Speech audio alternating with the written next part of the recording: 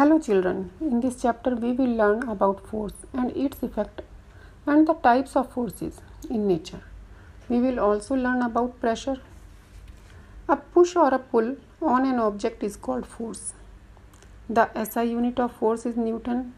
Force has the following effects on object. Force can make a stationary object move or make a moving object move faster.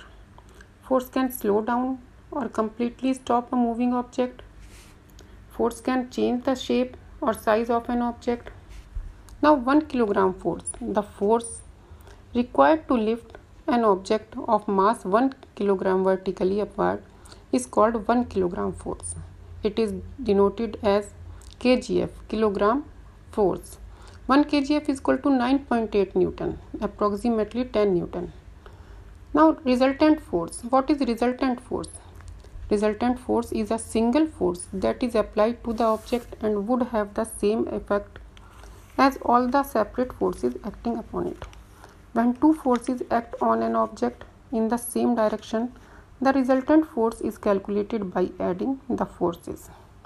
It moves the object in the direction of the applied force. When two equal forces act on an object in the opposite directions, the resultant force becomes zero and the object does not move. When two unequal forces act in opposite directions on an object, the resultant force is found to be the difference between the two forces. It moves the object in the direction of the larger force. There are two types of forces: contact forces, non-contact forces. First of all, contact forces. Forces that act on object by direct or indirect physical contact are called contact forces. Some important contact forces are muscular force. The force resulting due to the action of muscles is known as muscular force. We use muscular force during walking, running, pushing, pulling and lifting certain objects. Mechanical force. The force exerted by a machine to do some work is called mechanical force. For example, a car moves only when its wheels move. Now, frictional force or force of friction. The force acting along the two surfaces in contact which opposes the motion of one object over the other is called the force of friction. Frictional force always opposes the motion of the moving object. Non-contact forces. Forces that do not need physical contact with the object on which they are acting are called non-contact forces. Gravitational force, electrostatic force and magnetic force are examples of non-contact forces. First of all, gravitational force. The force with which objects pull each other is called gravitational force. This force is very small and we can feel it only if an object is very massive. For example, the earth exerts a gravitational force on us that is strong enough to keep us bound to it. Electrostatic force. The forces between electric charges is called electrostatic force. If we rub a plastic object such as pen, comb or CD with hair and bring it close to tiny bits of paper, the bits of paper get attracted to the plastic object. This is due to the electrostatic force. Magnetic force. The force exerted by magnets on each other and on metals such as iron, cobalt and nickel is called magnetic force.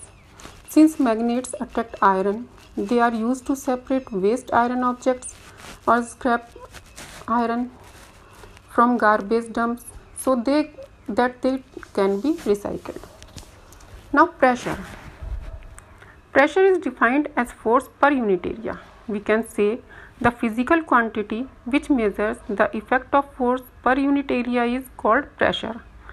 The SI unit of pressure is Pascal, which is Newton per square meter. Pressure depends on two main factors, force and surface area. Increasing the force on an area increases the pressure produced. Similarly, increasing the area over which a particular force acts decreases the pressure produced. Decreasing the area over which a particular force act increases the pressure produced. For example, why needles are made with sharp points. The sharp point of a needle has a very small surface area. Lesser efforts is needed to pass the needle through cloth while stitching. The same is true for drawing pins, which are generally used to pin up notices on notice board. Animals like camels walk easily in desert as compared to horses or donkeys because they have broad feet. Broad feet exerts less pressure on sandy ground. Now, atmospheric pressure. The layer of air surrounding our earth is called atmosphere, and the pressure exerted by the air due to its own weight is known as atmospheric pressure. It is measured by the instrument barometer. Some applications of atmosphere. Syringe. When we dip a syringe in a liquid and pull its piston, the pressure inside the syringe gets reduced. The atmospheric pressure acting on the surface of the liquid is more in comparison to the air pressure in the syringe, and thus it pushes the liquid up into the syringe. I hope this video helps you to understand the terms. Thank you.